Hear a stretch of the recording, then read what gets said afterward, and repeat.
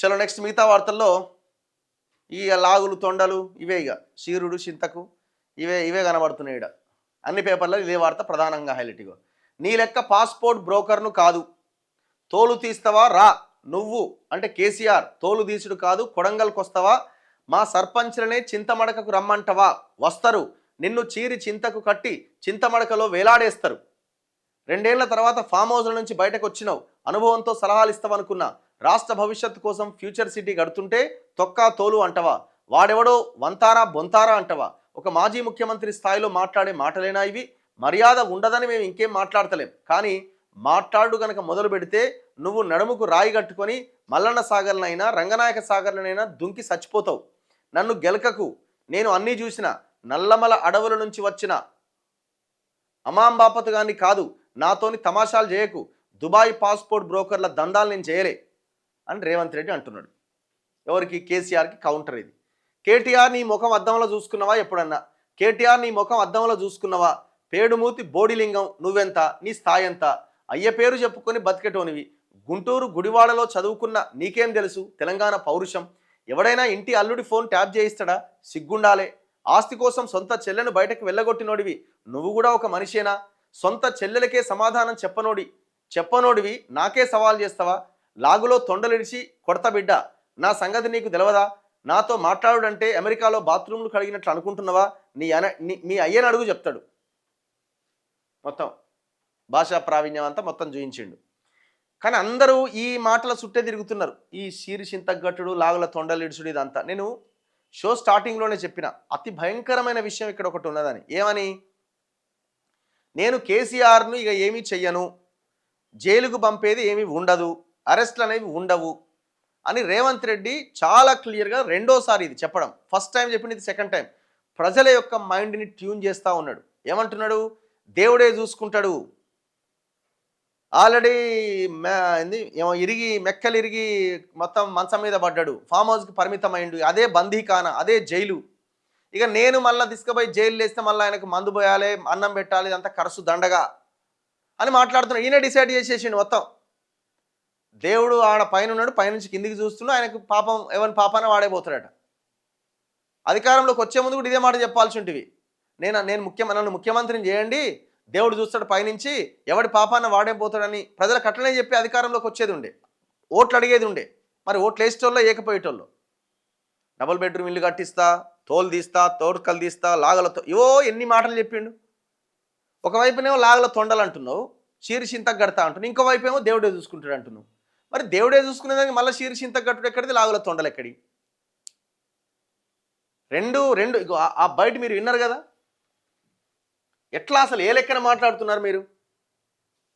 అయ్యో, కేసీఆర్ నేను అరెస్ట్ చేయను అంటే ఇప్పటి నుంచే ప్రజల యొక్క మైండ్ని సెట్ చేస్తున్నాడు. మళ్ళీ రేపు పొద్దున 2028లోనో 29లోనో అంటారు కదా మీరు, ఏమా డబుల్ బెడ్రూమ్ ఇల్లు కట్టిస్తా అంటే అరెస్ట్ చేస్తాను ఎందుకు చేయలే అని అంటారు కదా. నీ పాపాన నువ్వే పోతావు అని ఇప్పటి నుంచే ట్యూన్ చేస్తున్నాడు, ప్రజలు అడగకుండా. ఎంత మోసం అంటే, మీరు కలిసి కూర్చొని పంచుకొని వాటాలు తీసుకొని చివరికి మేమేం చేయలేమని చేతులు ఎత్తేయడం అన్నట్టు. ఒక్కసారి బయట నుండి మీకు అర్థమవుతుంది. పెద్ద మనిషి కదా, మనం కూడా ఈ మధ్య కాలంలో ఎప్పుడేం అనలేదు. ఏదైతే మీకు చెప్పినో అంతకంటే ముందు నా మీద 181 కేసులు పెట్టిండు, చెంచల్గూడ చెర్లపల్లి జైల్లో బంధించిండు, ఎన్నో రకాలుగా సతాయించిండు. నన్నే కాదు నా కుటుంబాన్ని కూడా పట్టి పీడించిండు. కానీ బాధ్యత వచ్చినాక ఆలోచన చేసి నా కోపాన్ని, నా బాధను దృష్టిలో పెట్టుకొని ఇవాళ పగ సాధించే కార్యక్రమాలు మొదలు పెడితే, ఆయన పై వలగొట్టే పని పెడితే రాష్ట్రానికి నష్టం జరుగుతుందని అని పాపన వాడు పోతాడు, పోని మనం మంచి పని చేయాలి. దేవుడు శిక్ష ఇచ్చిండు. నేను ప్రమాణ స్వీకారం చేసినాడే కూలబడ్డాడు, నడువిరిగింది, ఇంతకంటే పెద్ద శిక్ష నేను జైలు వేసినా అయ్యేదేం లేదు. ఆయననే ఫామ్ హౌస్ ఒక బందీఖానగా మార్చుకొని చుట్టూతో నా పోలీసులే ఉన్నారు, లోపల ఆయన ఉన్నాడు. చెర్లపల్లికి పంపించినా చెంచల్గూడకు పంపించినా గదే అవుతుంది కదా. ఇక తిండి పరువు నాకు ఎక్కువ అవుతుంది, అదొకటి. లోపల చెర్లపల్లి చెంచల్గూడ పెడితే ఆయన తిండే తినికి మళ్ళీ ఆయన ఏదైనా కావాలంటే అడిగిన అయితే సర్కార్కి ఎక్కువ ఖర్చు అవుతుంది. తిండి ఆయన సంపాదించేది ఇన్నా ఫామ్ హౌస్లే ఒక బందీఖానగా పెట్టుకొని చుట్టూతో మన పోలీసులే పహారా కాస్తున్నారు. ఇక ఆయన చేసిన పాపాలకు ఆయననే పోతాడని ఊరుకున్నా. ఎప్పుడన్నా ఏమన్నా అన్నానా? కాదండి, సొంత ఇల్లు బందిఖానా అయిద్దా ఎవరికన్నా? ఏం మాట్లాడుతున్నాడు ముఖ్యమంత్రి? నీ ఇల్లు నీకు బందిఖానా అయిద్దా చుట్టూ పోలీసులు ఉంటే? ఆడ ఉన్న పోలీసులు నువ్వు ఎవ్రీడే ఆయనకి ఏం పెట్టాలా, ఏం తినిపియాలా, ఎన్ని గంటలకు భోజనం పెట్టాలని నిన్ను అడిగి రోజు ఆడ భోజనం పెడుతున్నారా? లేకపోతే ఆయనకు నచ్చింది ఆయన వండుకొని తింటున్నాడా? ఆయన నచ్చిన టైంలో ఆయన వండుకుంటున్నాడా, ఆయన తాగుతున్నాడా, ఆయన ఉంటున్నాడా? అది ఎట్లా బందిఖానా అవుతుంది? అయినా మేము కేసీఆర్ని జైల్లో పెట్టాలి ఇంకోటి అని అడగట్లేదు. లక్షల కోట్లు దోపిడీ చేసిరని మీరు అన్నారు, వాస్తవం అది కూడా. 25 లక్షల ఎకరాల భూములు పోయినాయి, వాస్తవం అది కూడా. మరి వాటిని రికవరీ చేసి ప్రభుత్వ ఖాతాలో కలుపుతారని మేము వెయిట్ చేస్తుండే జనమంతా, తెలంగాణ ప్రజలంతా. మార్పు అని అధికారంలోకి వచ్చి దేవుడు చూసుకుంటాడు అంటాడు ఏందినా?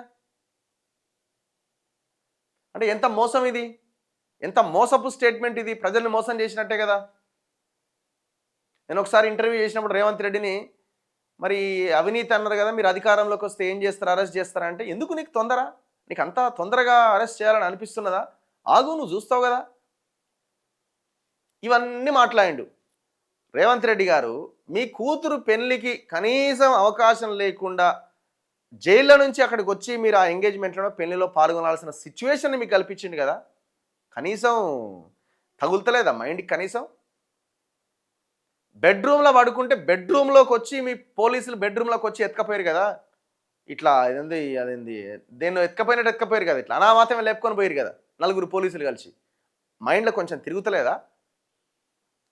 డ్రోన్ ఎగిరేసినందుకు 15 రోజులు తీసుకుపోయి నేను జైల్లో పెట్టిరు కదా. నువ్వు డ్రోన్ ఎగిరేయకపోయినా ఎవరో ఎగిరేస్తే ఆ వీడియోలు బయట పెడితే నిన్ను తీసుకుపోయి 15 రోజులు జైల్లో పెట్టిరు కదా. కనీసం పౌరుషం లేదా? నల్లమల బిడ్డకు పౌరుషం రాదా?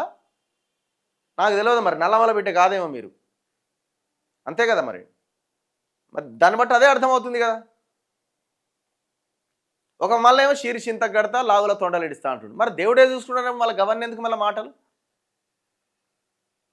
ఇది ప్రజల్ని మోసం చేయడం ఒకటి. రెండోది, పబ్లిక్ని ఇప్పటి నుంచే వాళ్ళ మూడ్ని సెట్ చేస్తున్నాడు, ఇక అరెస్ట్ ఉండదు, ఇక ఏమీ జరగదు అని. అన్ని కేసులలో వీళ్ళు కాంప్రమైజ్ అయ్యారండి. కేటీఆర్ మనుషులే వాళ్ళు రేవంత్ రెడ్డి దగ్గర పనిచేస్తున్నారు చాలామంది. ఏవి రెడ్డి, దేవలా నాయకు, ఉదయ్, ఇట్లాంటి చాలామంది ఆల్రెడీ మంత్రులు, కొంతమంది ఆల్రెడీ ఎమ్మెల్యేలు అంతా వీళ్ళకి టచ్లోనే ఉన్నారు. ఇప్పుడు ఆ పార్టీ నుంచి 10 మంది ఎమ్మెల్యేలు వచ్చారు. ఇంకొంతమంది కేటీఆర్ చుట్టూలంతా ఈయనే చేరారు. ఎందుకంటే వీళ్ళంతా భూములకు సంబంధించిన వ్యవహారం. ఏ కేసు ముందుకు పడదు, ఏ కేసులో ఎవరు అరెస్ట్ గారు, ఏ కేసులో ఒక్క రూపాయి కూడా రికవరీ చేయడు రేవంత్ రెడ్డి. ఇది కథ, అంత తమాషా ఇది.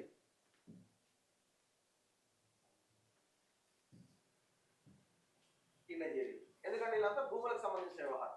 ఏ కేసు ముందుకు పడదు, ఏ కేసులో ఎవరు అరెస్ట్ గారు, ఏ కేసులో ఒక్కరు. చలో next, Medak to Zaheerabad road చాలా దారుణంగా ఉంది, దాని గురించి ఒక వీడియో తీయండి. ఈ మంచు వల్ల ఇంకా ఘోరంగా ఉంది. సరే, మంచును మనం ఆపలేం కానీ మరి రోడ్డు గురించి మనం మాట్లాడదాం ఖచ్చితంగా. అన్నగారు, మన తెలంగాణలో రాజకీయ నాయకులంతా డ్రామాగాళ్ళు. Because of no ACB CBI enquiry, waste governments. రాజకీయ నాయకులంతా ఒక్కటే, అంతా డ్రామా, వెరీ డ్రామానే ఇదంతా. Happy Christmas Raghu, happy Christmas అందరికీ. కేసీఆర్ని అరెస్ట్ చేయడు, ఇద్దరు దొంగలే. అరెస్ట్ చేయమని ఎవడు అడుగుతున్నాండి? అరెస్ట్ కాదు, ఆ తిన్న డబ్బులు మొత్తం రికవరీ చేయమని అడుగుతున్నాం. ఫార్మసిస్ట్ ఎగ్జామ్ అయ్యి 1 year అయిందట, ఇంతవరకు రిజల్ట్స్ లేవట.